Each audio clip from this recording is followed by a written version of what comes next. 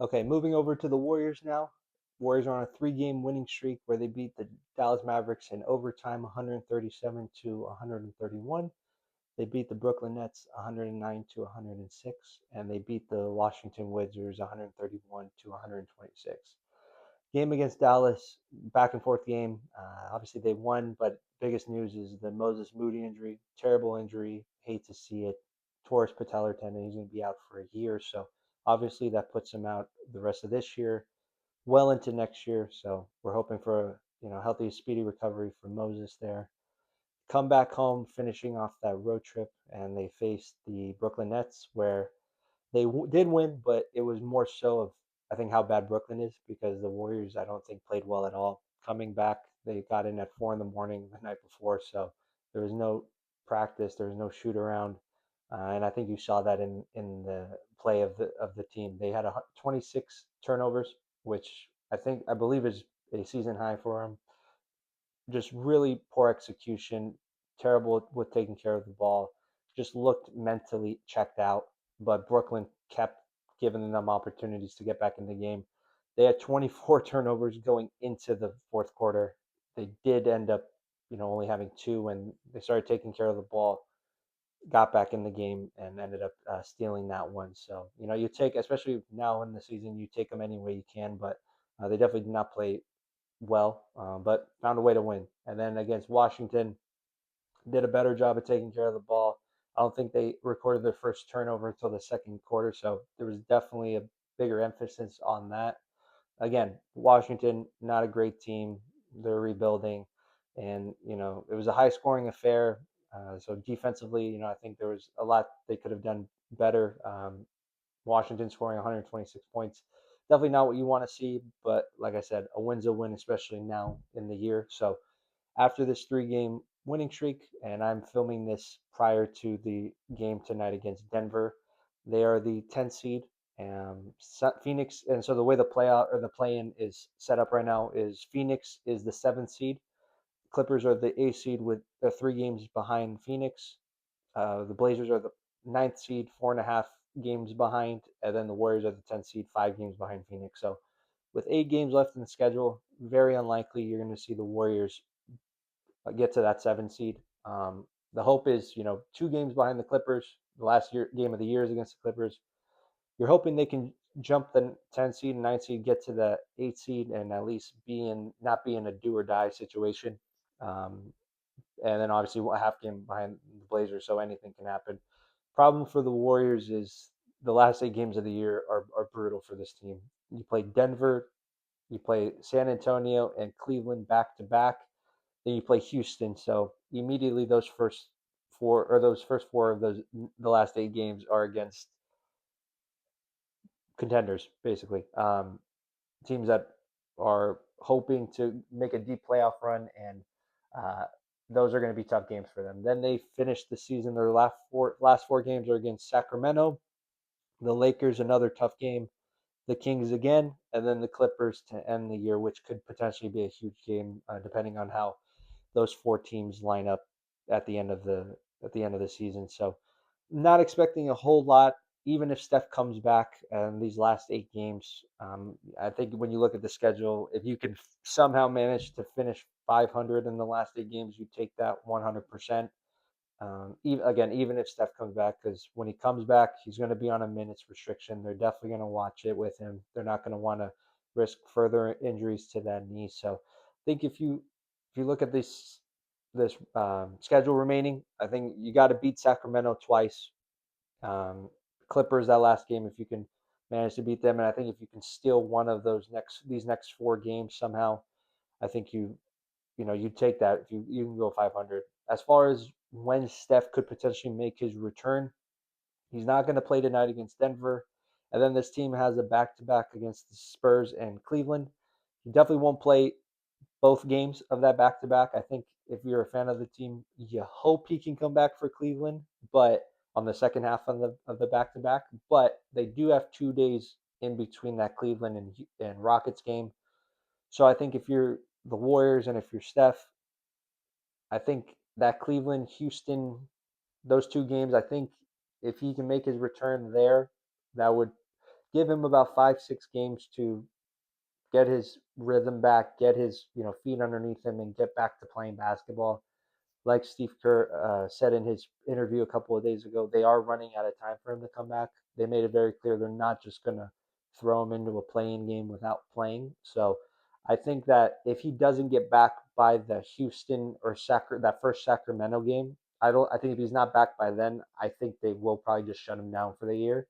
Because especially if you have a want to, try to at least go on some sort of run in the playoffs, which obviously is going to be hard if you win those playing games and you end up playing OKC. But if that is your end goal, you can't just have them play a game or two in the regular season and then start getting into the play-in and then playing playoff basketball. I mean, we saw last year just how physical Houston was with Steph, and I think that playing that 7 game series, I definitely think had a factor in his injury with his hamstring against Minnesota last year. If he doesn't get injured, who knows what happens last year with that team? But as we know, playoff time, the play of these teams goes up a notch, physicality increases, and so you don't want him just pulling up to a game, having not played in a couple months and expect to play playoff caliber basketball. So I think if he's not back by that Houston game, I think they'll probably just shut him down and go. Hopefully, just go into next year. If they don't have him back, I don't see them winning the play-in games, and so they'll probably get eliminated from there. I think if that happens, though, I don't think it's the end of the world. I mean, considering what this team has gone through this year, all the injuries with Steph, with Jimmy, with now Moses, Kaminga missing most of the season with that whole situation, trading him for Porzingis. There's been so much going on this year that I think if you're the Horford having injuries too, I think if you're the Warriors missing the play-in, you get some extra time to get guys healthy. You regroup. That gives you an opportunity to potentially, have some luck in the lottery. Obviously, it's not a high chance, but Dallas didn't have a high chance either last year. They ended up winning it and drafting Cooper Flag. So, at least put you in a position to, get a good young player and get some youth into this team. So we'll see what happens there. A lot of things to be excited about for these next 8 games. A lot going to happen and should be fun. As far as the play of some of our players this past week, Kristaps Porzingis has been great. I think with Kristaps, it's never been a talent issue or a talent question mark. It's always been health. And so if he can find a way to stay healthy, which he hasn't shown the last few years, I think this was a great pickup. And I think considering where Kaminga's trade value was at, I think picking up a guy like Porzingis was the best they could have done at the time. So again, it's going to be a health question mark for Porzingis, but I definitely hope they bring him back. He's been playing great basketball. They've been running everything through him a lot. The way he can create his own shot with his height and shoot over players.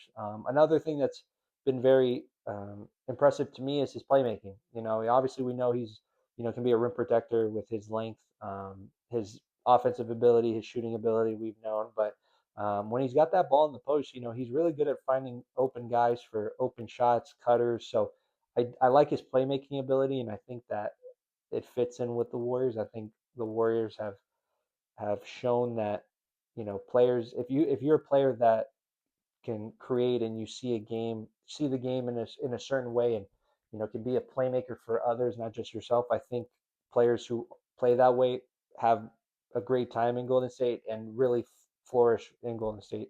So I do like the fit. I think he's gonna fit well with Steph. We haven't seen it yet, but I'm not too concerned about that at all. Another player I want to talk about is Guy Santos. I mean, he's playing his best basketball of his career. I think a lot of it has to do with just confidence. He knows he's going to play 30 plus minutes a night. He knows he's going to be one of the go-to guys, and this week he's going to be our player of the week. His stats here are just insane. I have them written down in these 3 games against Dallas, Brooklyn, and Washington.